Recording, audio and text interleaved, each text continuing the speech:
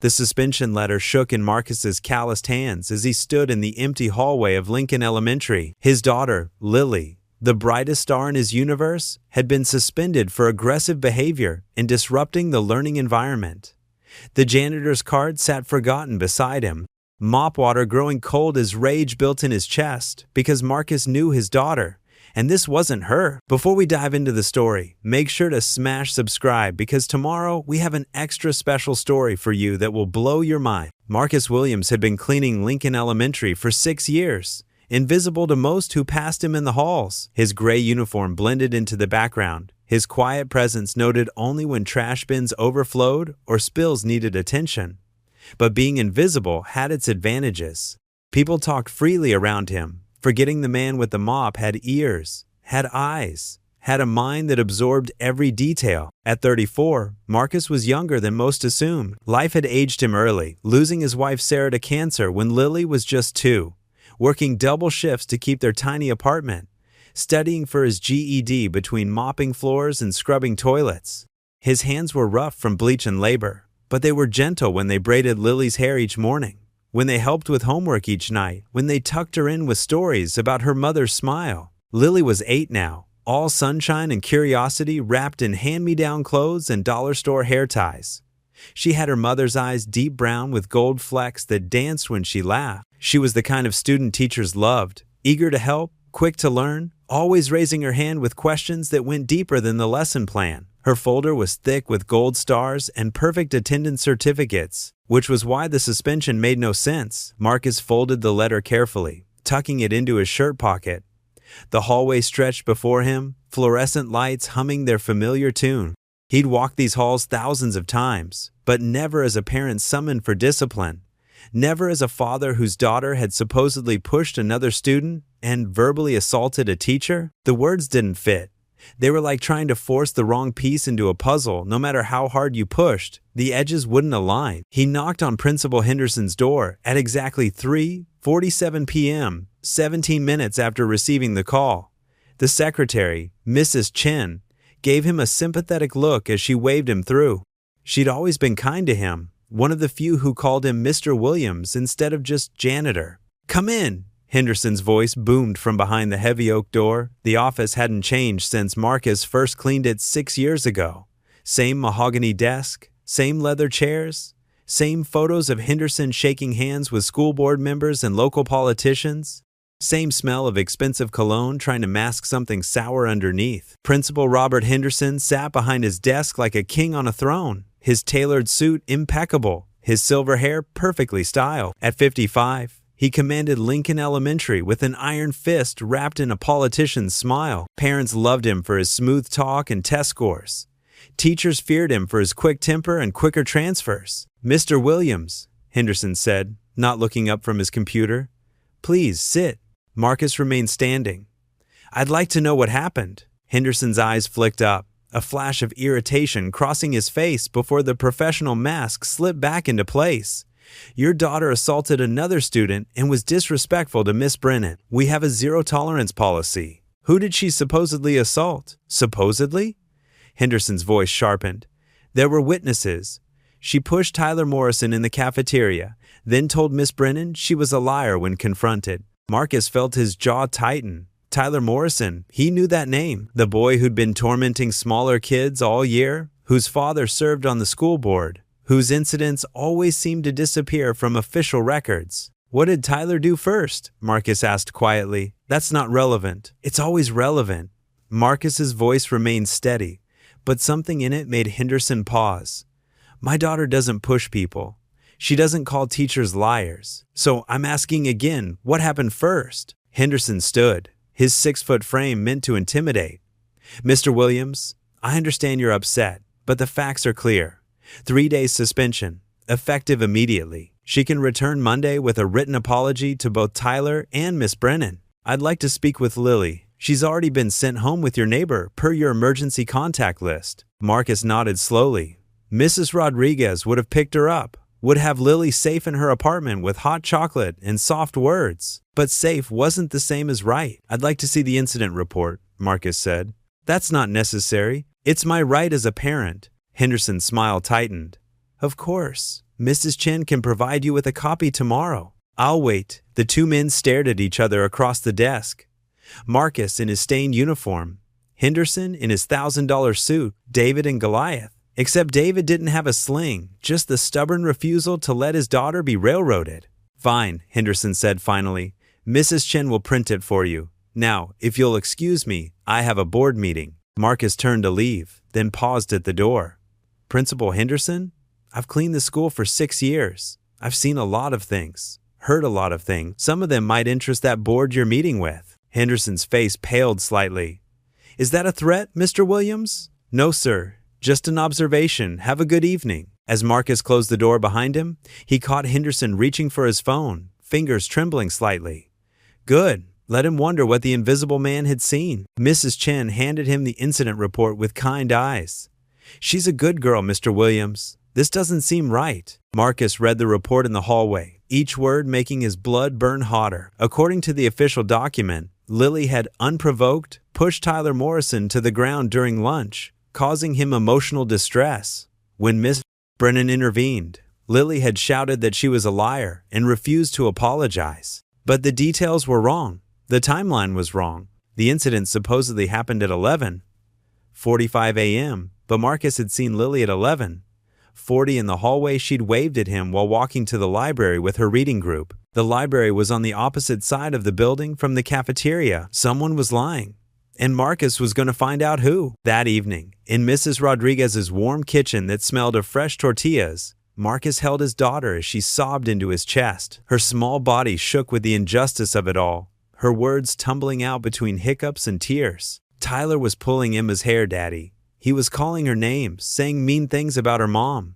I told him to stop, but he wouldn't. He pushed me first, and I pushed him back. But nobody saw that part. Nobody ever sees what Tyler does first." Marcus stroked her hair, his calloused hands gentle. "And Miss Brennan? She wasn't even there. She came after, and Tyler told her I started it. When I tried to explain, she said I was lying. But I wasn't, Daddy. I promise I wasn't." "I know, baby. I believe you." Mrs. Rodriguez set down hot chocolate for Lily and coffee for Marcus, her weathered face troubled. "This isn't the first time," she said quietly. "My grandson, Miguel, he had trouble with that Tyler boy too. But whenever parents complain, nothing happens. That boy's father, he's important, and Principal Henderson, he makes problems go away for important people." Marcus filed that information away, pieces of a larger puzzle beginning to form. He'd seen things over the years, envelopes passed in hallways, whispered conversations that stopped when he approached, meetings that happened after hours in offices that should have been locked. "Can you watch Lily tonight?" he asked Mrs. Rodriguez. "I need to go back to the school." "Of course, but Marcus, be careful. These people, they have power." Marcus kissed Lily's forehead. "Sometimes power isn't what people think at Island. Sometimes it's knowing where to look and what questions to ask." The school was different at night. Marcus had cleaned these halls in the darkness hundreds of times, knew every shadow, every echo, every place where sounds carried. He used his key to enter through the maintenance door, his footsteps silent on the polished floors he'd mopped countless times. He wasn't here to clean tonight. He was here to investigate. The security cameras were old, their positions familiar to him. He avoided their gaze out of habit, moving through blind spots he'd mapped years ago. First stop, the cafeteria. The lunch tables were folded against the walls, the floor gleaming under emergency lighting. Marcus stood where the incident supposedly happened, checking sightlines. From here, he could see the serving area, the main entrance, and the emergency exit. But the library hallway? Impossible. Lily couldn't have been in both places. Next, he checked the duty roster posted in the teacher's lounge. Miss Brennan had lunch duty on Tuesdays and Thursdays. Today was Wednesday. She shouldn't have been in the cafeteria at all. The pieces were falling into place, but Marcus needed more. He made his way to the administrative offices, using his master key to enter. Henderson's office was locked with a different mechanism, one his janitor's key couldn't open. But Marcus had learned things over the years, like how the adjoining conference room shared a ventilation system with the principal's office, like how sounds carried through those vents if you knew where to listen. He'd heard many conversations over the years, filing them away without judgment. Who was he to interfere with the affairs of people so far above his station? But now, those overheard secrets took on new meaning. In the conference room, Marcus climbed onto a chair and removed the vent cover, a task he'd done dozens of times for legitimate cleaning. But instead of cleaning, he reached into the duct, feeling along the metal surface until his fingers found what they shouldn't have found: a small digital recorder, still running. Someone else had been listening to Principal Henderson's conversations. Marcus pocketed the device and replaced the vent cover. As he climbed down, the conference room door opened. "Working late, Marcus?" Miss Brennan stood in the doorway, her usually perfect appearance slightly disheveled. Her eyes darted between Marcus and the vent, understanding dawning on her face. "Just checking the ventilation," Marcus said calmly. "Complain about the air quality. At 9 p.m., I work when the building's empty. Less disruption." She stepped into the room, closing the door behind her. "You know, don't you, about your daughter? About what really happened?" Marcus said nothing, waiting. "I wasn't there," she continued, her voice barely above a whisper. "I was in my classroom, grading papers, but when Henderson called me to his office, he had Tyler and your daughter there. He told me what to write in my report, told me what I'd seen." "And you agreed?" Tears welled in her eyes. "You don't understand. I have 2 kids of my own. I'm a single mom too. I need this job. Henderson made it clear, play along or find another district, and he has connections everywhere. I could be blacklisted. So you threw an 8-year-old under the bus." "I'm sorry." The words came out broken. "I'm so sorry. Your daughter, she's brilliant, kind, everything I'd want my own kids to be. But Tyler's father is on the school board, I know. It's more than that." Miss Brennan glanced at the door, then moved closer. "There's money involved. Fundraising, contracts. Henderson's been skimming from the school budget for years, and Morrison helps hide it. They protect each other, and Tyler knows he's untouchable." Marcus pulled out the digital recorder. Miss Brennan's eyes widened. "That's not mine," she said quickly. "I know. Question is, whose is it?" What happens next will expose a web of corruption that goes deeper than a simple suspension. Stay tuned to see who's really behind the recordings and how a janitor's determination to protect his daughter will shake the entire school system to its foundation. If you're enjoying this story, please like, share, and subscribe for more. The digital recorder felt heavy in Marcus's pocket as he drove home through the empty streets. His mind raced with possibilities. Who had planted it? How long had they been recording? And most importantly, what was on it? Back in his apartment, after checking that Lily was safe and asleep at Mrs. Rodriguez's, Marcus sat at his small kitchen table with the device. His hands, steady from years of detailed work, carefully examined the recorder. It was expensive, professional grade, with enough memory for hundreds of hours. He pressed play. Henderson's voice filled the quiet kitchen, crystal clear despite being recorded through a vent. The first files were routine staff meetings, parent conferences, mundane school business, but as Marcus scrolled through the timestamps, he found gold. Need another $20,000 moved by Friday.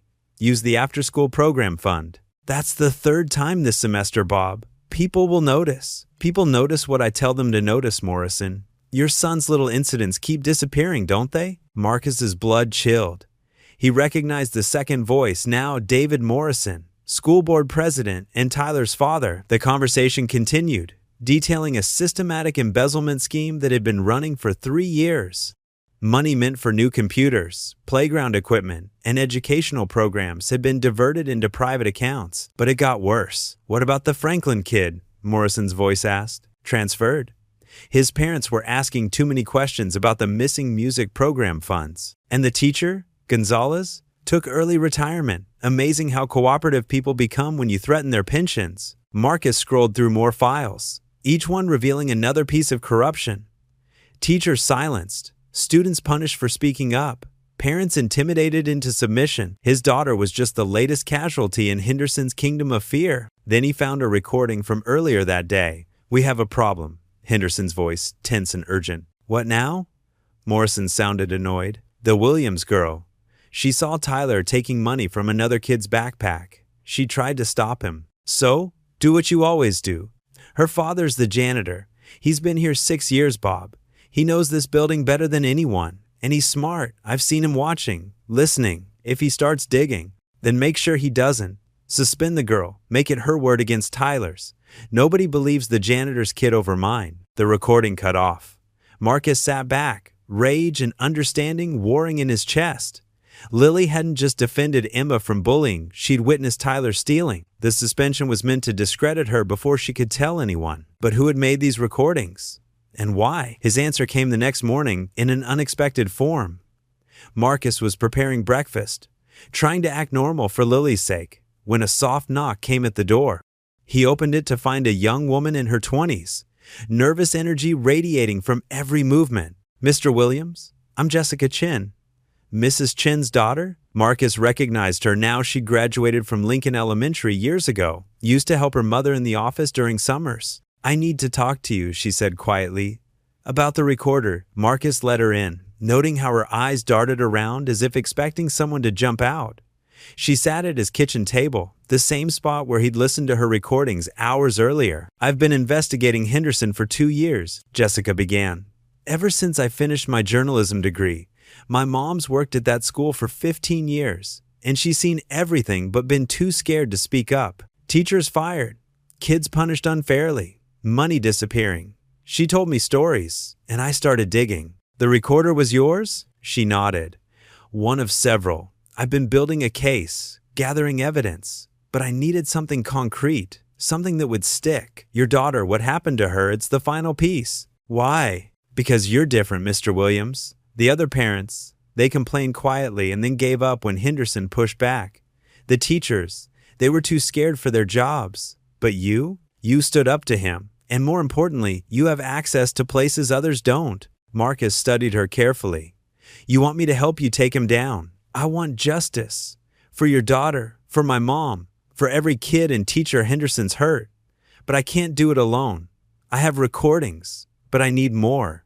Documents, financial records, proof of the money trail. Those would be in his office, behind a lock I can't open." Jessica smiled for the first time. "But you know this building. You know every door, every vent, every hiding place. And I bet you know where he keeps his spare key." Marcus thought about Lily, about the tears on her face, about every child who'd been crushed under Henderson's corruption. He thought about Mrs. Chin's kind eyes and trembling hands, about Miss Brennan's tears, about all the invisible people Henderson had stepped on. "What do you need me to do?" They spent the next hour planning. Jessica had contacts at the local newspaper, but they needed ironclad evidence. Financial documents, email printouts, anything that showed the money trail. The school board meeting was in 3 days. If they could present evidence there, publicly, Henderson wouldn't be able to bury it. That night, Marcus returned to Lincoln Elementary. But this time, he wasn't alone. Jessica waited in her car outside, ready to call for help if something went wrong. They'd synchronized their phones, maintaining an open line. Marcus made his way through the familiar halls, but his destination was different this time. The basement storage room, where old files went to die. If Henderson was hiding financial records, they'd be here, in boxes marked for destruction that somehow never made it to the shredder. The basement was musty and dark, filled with decades of educational detritus. Marcus worked methodically, checking box after box, until he found what he was looking for. Financial records from the past 5 years, including original invoices and doctored versions, showing exactly how much money had been stolen. "Jackpot," he whispered into his phone. "Get photos of everything," Jessica replied. "Then get out." But as Marcus photographed the documents, he heard footsteps above. The basement door opened, and heavy feet descended the stairs. "I know you're down here, Williams." Henderson's voice, cold and controlled. Marcus quickly sent the photos to Jessica, then stepped out from behind the boxes. Henderson stood at the bottom of the stairs, no longer the polished principal, but something darker, more desperate. "Breaking and entering," Henderson said. "That's a felony. How do you think your daughter will handle foster care while you're in prison?" "I have a key. I'm allowed to be here, not in restricted areas, not stealing confidential documents." Henderson pulled out his phone. "One call to the police, and your life is over. But we can make a deal. You leave town, take your daughter, and never come back. I'll even give you a glowing recommendation for another job." Marcus stood still, calculating. Jessica had the photos. The evidence was out there now, beyond Henderson's reach. But the man didn't know that. "You're scared," Marcus said quietly. "For the first time in years, you're scared of someone you can't intimidate or buy off. Last chance, Williams. No, you had your last chance when you hurt my daughter. When you hurt all those kids, it's over, Henderson. Henderson's face contorted with rage. He rushed forward, faster than Marcus expected for a man his age. They collided between the boxes, Henderson's greater weight driving Marcus back. But Marcus had spent years hauling heavy equipment, scrubbing floors on his knees, building strength Henderson couldn't imagine. They grappled in the dim light, knocking over boxes, scattering papers. Henderson grabbed a heavy brass bookend, swinging it toward Marcus's head. Marcus ducked, the metal whistling past his ear, and drove his shoulder into Henderson's stomach. The principal doubled over, gasping. The bookend clattered away. Marcus could have stopped there, but Henderson lunged again, desperate and wild. This time, Marcus was ready. He sidestepped, using Henderson's momentum against him. The principal crashed into a metal shelving unit, which toppled with a tremendous crash. When the dust settled, Henderson lay groaning among scattered files and broken shelves. Marcus stood over him, breathing hard, uniform torn but undefeated. "It's over," Marcus repeated. Sirens wailed in the distance. Jessica had called the police, but not for the reason Henderson expected. They arrived to find a basement full of evidence, a corrupt principal caught red-handed, and a janitor who'd risked everything for justice. The school board meeting 3 days later was standing room only. Parents, teachers, and students packed the auditorium, word having spread through the community like wildfire. Jessica's article had broken that morning, front page above the fold. Principal's corruption exposed by janitor's courage. Marcus sat in the front row with Lily beside him, her small hand in his. She wore her best dress, the one saved for special occasions, her head held high despite the whispers around them. Miss Brennan sat 2 rows back, having agreed to testify about what really happened. The board members looked uncomfortable under the harsh lights and harsher stares of the community.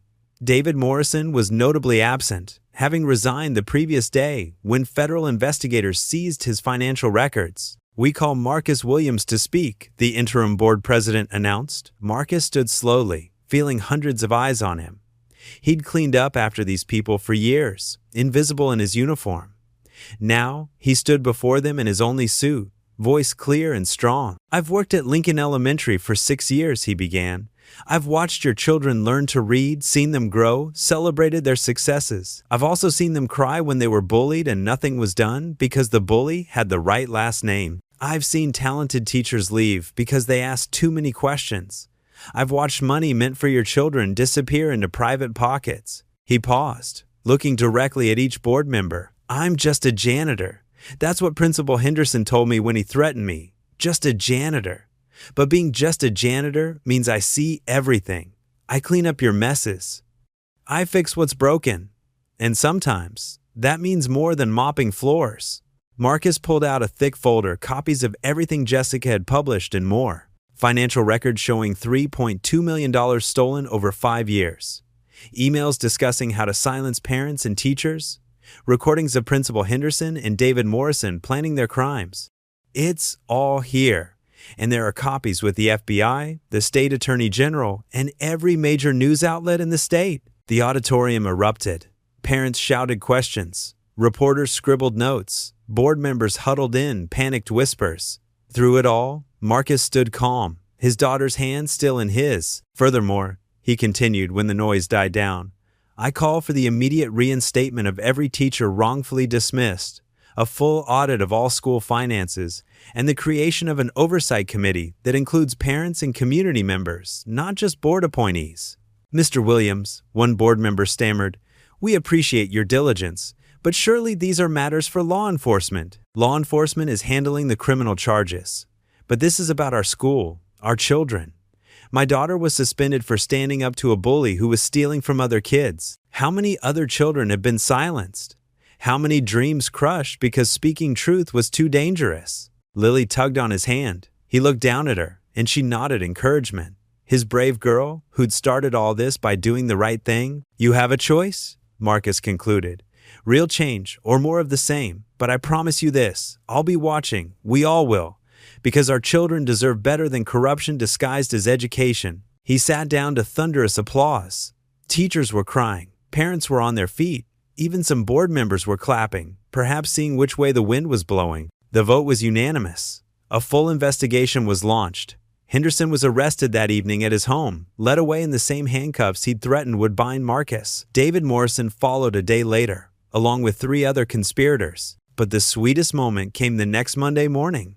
Marcus walked Lily to school, her suspension officially overturned and wiped from her record. As they approached the entrance, a crowd waited, students, parents, and teachers, all applauding. "Why are they clapping, Daddy?" Lily whispered. "Because you were brave, baby. You stood up for what was right. But you're the one who caught the bad guys." Marcus knelt beside her, looking into those bright eyes that reminded him so much of her mother. "I only finished what you started. You saw something wrong and spoke up.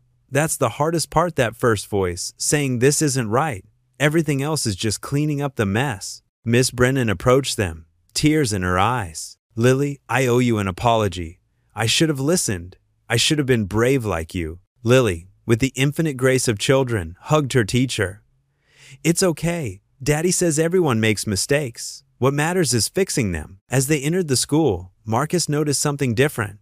The hallways seemed brighter, the air lighter.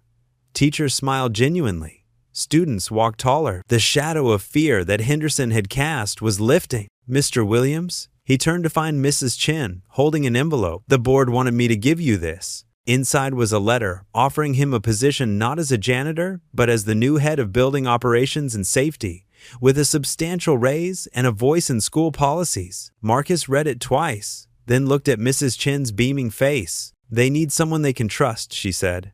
"Someone who sees everything and isn't afraid to act. The job is yours if you want it." Marcus thought about the 6 years he'd spent invisible in these halls, the nights mopping floors while studying for his GED, the dreams deferred but not destroyed. He thought about Lily and the future he wanted for her. "I'll take it," he said, "but I still want to do some of the cleaning myself. You see things differently from ground level." That afternoon, as Marcus worked in his new office, Henderson's former conference room, reimagined Jessica Chin stopped by. "Working on the follow-up story," she said. "Mind if I ask a few questions?" "Ask away." "What made you risk everything? You could have lost your job, gone to jail if things had gone wrong." Marcus looked out the window at the playground where Lily was playing with Emma and other friends, their laughter carrying on the wind. "My wife died when Lily was 2, he said quietly.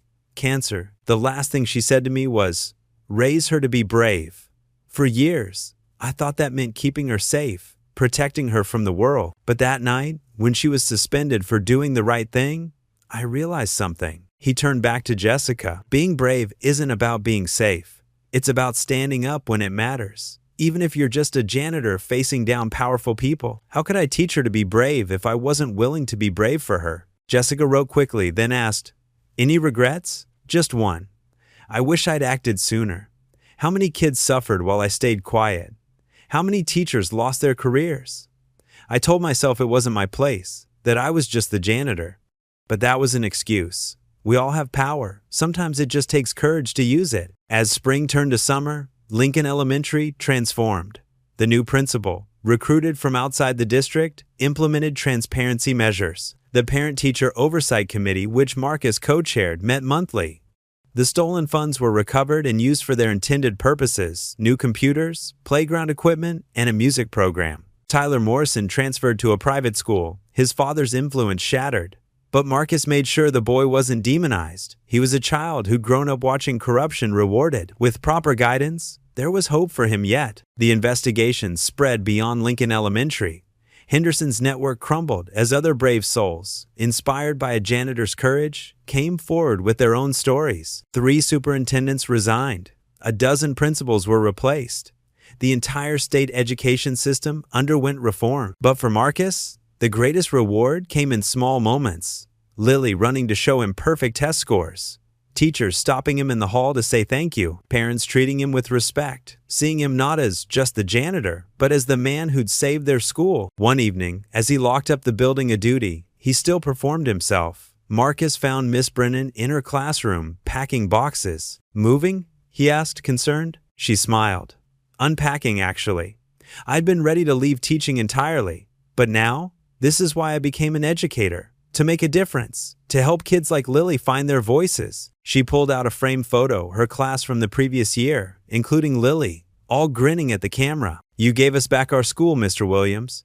You reminded us that one person can change everything. Not one person, Marcus corrected. One person speaking up, then others joining in. That's how change happens. As he drove home, Lily asleep in the back seat after her school play funded by recovered money, Marcus thought about the recorder still in his desk drawer. Jessica had given it to him as a reminder, she said, of how small actions could have massive consequences. But Marcus knew the real reminder was Lily herself. Every morning when he braided her hair, every night when she told him about her day, every moment she stood up for others because she'd learned that doing right mattered more than doing safe. The suspension letter that had started everything was now framed in his office. Not as a trophy, but as a testament. Sometimes the worst moments led to the greatest changes. Sometimes a janitor could topple kingdoms. Sometimes a little girl's courage could inspire a revolution. And sometimes, Marcus thought as he carried his sleeping daughter inside, that's exactly how the world was supposed to work. 6 months later, Marcus stood before a packed conference hall in the state capitol. He wore a new suit, not expensive, but well-fitted and clean. His hands, still calloused from years of labor, gripped the podium edges as he looked out at hundreds of faces. Educators, administrators, parents, and policymakers. They asked me to speak today about educational reform, he began, his voice carrying the same quiet strength that had confronted Henderson in that basement. But I'm not an expert in education policy. I'm not a politician or a professor. I'm a janitor who became a whistleblower because my daughter was punished for telling the truth. He paused, letting the words settle. But maybe that's exactly why I should be here. Because real change doesn't come from the top down. It comes from the ground up. From the people who see the daily injustices, who witness the small corruptions that grow into systematic abuse. In the audience, Jessica Chin sat with her recorder, now documenting a different kind of story. Beside her, Mrs. Chin dabbed at her eyes with the tissue, proud beyond words. Every school has a Principal Henderson, Marcus continued. Maybe not stealing money, but stealing opportunities, silencing voices, teaching our children that power matters more than principle.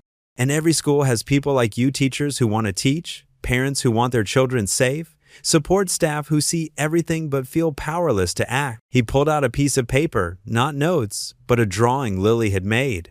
A stick figure with a mop standing tall beside a group of smaller figures, all holding hands. My daughter drew this after everything happened. She said it's me protecting her school. But look closer, we're all holding hands. Because that's what it takes. Not one hero, but a community refusing to be silent. The speech went on for 20 minutes. Marcus sharing practical steps for oversight, for protecting whistleblowers, for ensuring that no principal could build a kingdom of fear. But his most powerful moment came near the end. Some of you might be wondering why I'm still a janitor. I was offered administrative positions, consultant roles, book deals. But every morning, I still push a mop at Lincoln Elementary. You want to know why? The hall was silent. Because someone needs to watch from ground level. Someone needs to be in those hallways, seeing what really happens, ready to speak up when needed. I'm not just a janitor, I'm a guardian. We all are, in our own ways. The question is, will you embrace that responsibility? The standing ovation lasted 3 minutes. But for Marcus, the real victory came later, in the quiet conversations with other janitors, cafeteria workers, and bus drivers who approached him afterwards. Each had stories, each had seen things, and now, each felt empowered to act. The ripple effects continued for years. The Williams Protocol, as it became known, was implemented statewide, a system for anonymous reporting and protection for school employees who witnessed wrongdoing. Educational oversight committees included mandatory positions for support staff, not just administrators and parents. But the biggest change was cultural. The invisible people in schools, the ones who cleaned and cooked and maintained, were seen differently. Their opinions were sought, their observations valued, because everyone remembered the janitor who'd brought down a corrupt principal with nothing but courage and a mop bucket. 5 years after that fateful suspension, Lily Williams stood at her middle school graduation as valedictorian. She was 13 now, poised and confident, with her mother's eyes and her father's unwavering sense of justice. As she approached the podium, Marcus sat in the front row, his weathered hands folded in his lap, pride radiating from every line in his face. They asked me to talk about academic achievement, Lily began, her young voice clear and strong. About test scores and college preparation. But I want to talk about something more important, the courage to speak truth. She found her father's eyes in the crowd. When I was 8, I was suspended for standing up to a bully. It was the worst day of my life, but it became the best thing that ever happened to our school because my dad, a janitor everyone ignored, decided that his daughter's truth mattered more than keeping quiet. Marcus felt tears burn his eyes as Lily continued. He taught me that heroes don't always wear capes or carry badges. Sometimes they carry mops. Sometimes they clean up messes. Others leave behind, literally and figuratively. He taught me that everyone has power, even if the world tells them they don't. She looked out at her classmates, many of whom had also been at Lincoln Elementary during the scandal. So as we graduate today, remember this. You don't need a title to make a difference. You don't need permission to speak truth. You just need courage and the willingness to stand up, even if you're standing alone at first. Because one voice can become a chorus, and a chorus can change the world. The applause was deafening. But in the chaos of congratulations and photos afterward, Marcus noticed something that filled his heart even more than his daughter's speech. Throughout the crowd, maintenance staff, cafeteria, workers, and other support employees were being approached by graduates, thanked, included in photos. The invisible had become visible. Dad? Lily appeared at his elbow, diploma in hand, smile bright. I got into the journalism program at State, full scholarship, following in Jessica's footsteps. Following in yours, she corrected, just using a pen instead of a mop. That evening, as they celebrated at their favorite restaurant, the whole extended family of school staff who'd become their chosen tribe Marcus reflected on the journey. From that shaking suspension letter to this moment of triumph, every step had been worth it. Mr. Williams? A young man approached their table nervously. I'm sorry to interrupt. I'm Tyler Morrison. The table fell silent. Marcus studied the teenager before him, taller now, but with the same features that had once terrorized smaller children.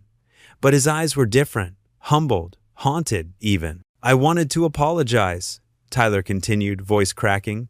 To you and especially to Lily. What I did was wrong. What my father taught me was wrong. I've been in counseling trying to understand why I acted that way. I know it doesn't undo anything, but I needed you to know I'm sorry. Lily stood slowly, and Marcus held his breath. His daughter had inherited her mother's grace along with everything else. She extended her hand. Apology accepted, she said simply. What matters is who you choose to be now. Tyler shook her hand, tears in his eyes, then quickly retreated. The table remained quiet for a moment before conversation gradually resumed. But Marcus caught Lily's eye and nodded. She'd learned the hardest lesson of all, that justice didn't mean vengeance, and strength included mercy. Late that night, after the celebration ended and Lily was asleep, Marcus stood in his small living room looking at the wall of photos and articles Jessica had helped him frame. The journey from invisible janitor to reluctant hero was documented there. But that wasn't what he saw. He saw a community that had found its voice. He saw children who'd learned that truth mattered more than power. He saw teachers who'd rediscovered why they'd entered education. He saw a daughter who'd grown into someone her mother would be proud of. The phone rang, breaking his reverie.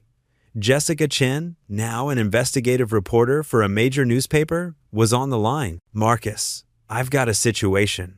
3 janitors from Riverside District contacted me. They've discovered their principal is running a grade-fixing scheme for wealthy parents. They want to come forward, but they're scared. Think you could talk to them? Marcus smiled. Send them my number. Tell them we'll meet at Lincoln Elementary tomorrow night. I'll show them around. Let them see what's possible when someone decides to pick up more than just a mop. You know this will never end right. There will always be another Henderson, another corruption to expose. I know, Marcus said, looking at a photo of Sarah holding baby Lily, but there will also always be people brave enough to stand up.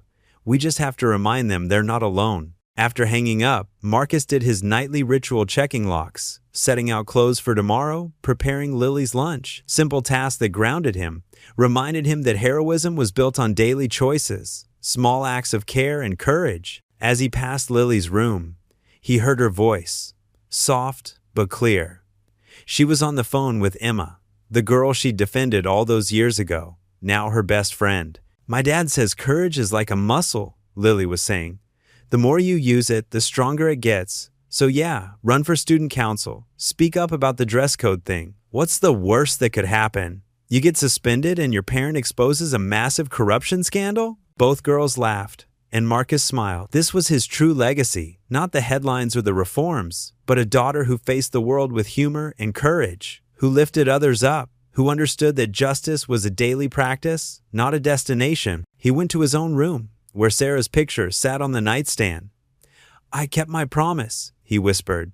"She's brave, braver than I ever imagined." In the darkness, he could almost hear Sarah's voice, warm and loving.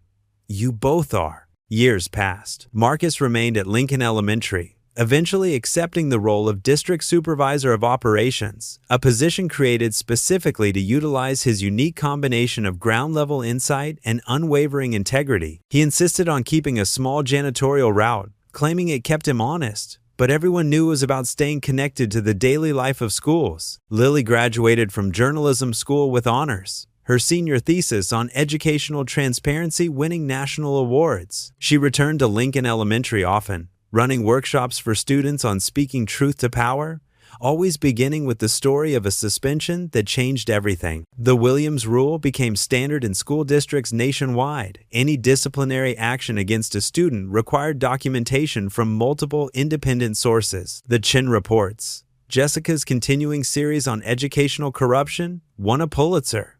Miss Brennan became principal of Lincoln Elementary, leading with the compassion and courage she'd found that night in the conference room. But perhaps the most telling change was in the small things.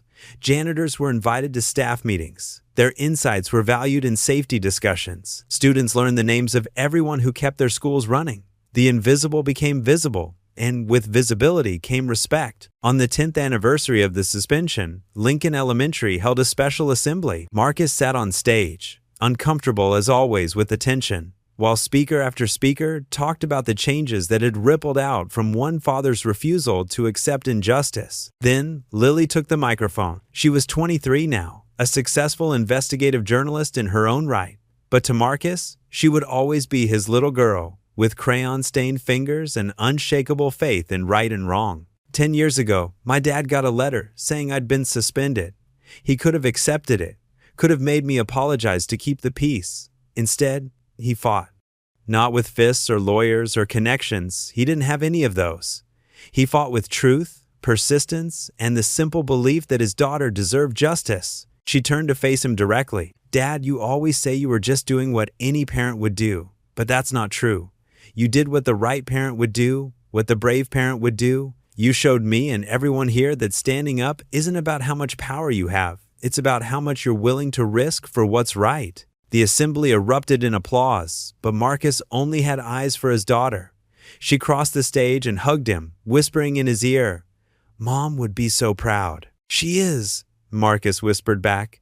"I know she island." As the assembly ended and people filed out, Marcus noticed a new janitor, young and nervous, pushing a cart down the side aisle. Their eyes met, and Marcus saw something familiar, the weight of invisibility, the burden of seeing things others missed or ignored. He approached the young man, extending a calloused hand. "Marcus Williams. I know who you are, sir. Everyone does. I'm David.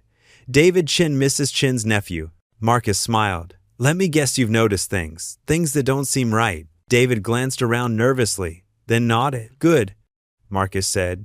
"Keep watching. Keep track. And remember, you're not just a janitor. You're a guardian of this place and these kids. And if you ever need backup, you come find me." As Marcus walked away, he heard David's cart resume its rhythm. Squeak, squeak, squeak. The sound of someone watching, working, waiting. The sound of potential courage, gathering strength. That night, at their weekly family dinner, Lily announced she was writing a book about their experience.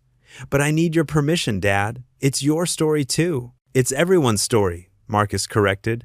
"Mine, yours, Mrs. Chin's, Jessica's, even Henderson's and Tyler's."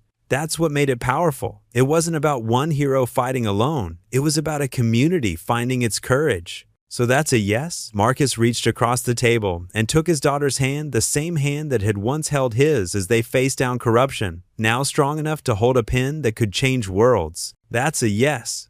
But make sure you include the important part, which is that everyone has the power to stand up for what's right. They just need to remember they're not alone when they do." Lily squeezed his hand. That's going to be the first line. As dinner conversation flowed around them, Jessica sharing her latest investigation, Mrs. Chin discussing the new transparency protocols, Miss Brennan describing innovative programs at Lincoln Marcus, felt a deep satisfaction. This table, this chosen family, this community of courage, was Sarah's true memorial. This was what bravery built. Outside, snow began to fall, dusting the streets where he'd once walked as an invisible man. Now, those same streets knew his footsteps, his story, his truth. But more importantly, they knew that a janitor's eyes could see injustice, a janitor's voice could speak truth, and a janitor's courage could topple kingdoms. The suspension letter, now yellowed with age, still hung in his office. Sometimes new employees asked about it, and Marcus would tell them the story. But he always ended the same way. It wasn't about me being special. It was about deciding that my daughter's truth mattered more than my comfort. That's a choice anyone can make. The question is, will you? And in schools across the district, across the state, across the nation, janitors pushed their carts with new purpose. Teachers spoke up in meetings. Parents asked harder questions. Students stood up to bullies, knowing that someone would listen. Because once upon a time, a janitor had proven that the humblest voice could be the most powerful if it spoke the truth. The story of Marcus Williams became legend, but the man himself remained what he'd always been: a father, a worker, a guardian. He still cleaned when needed, still watched from ground level, still stood ready to fight for any child who needed a champion. And in the hallways of Lincoln Elementary, if you listened carefully between the sounds of learning and laughter, you could still hear it squeak, squeak, squeak.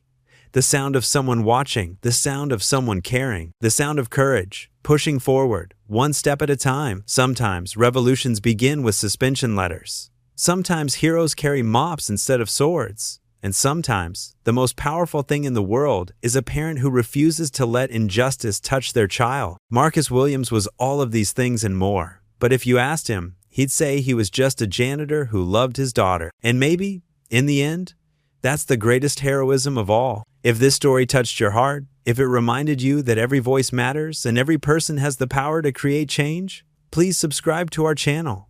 Tomorrow, we'll share another incredible story that will inspire you to see the world differently. Remember, heroes walk among us every day, in every job, in every role. Sometimes they're the ones we overlook. Sometimes they're the ones holding the mop. Share this story with someone who needs to remember their own power today.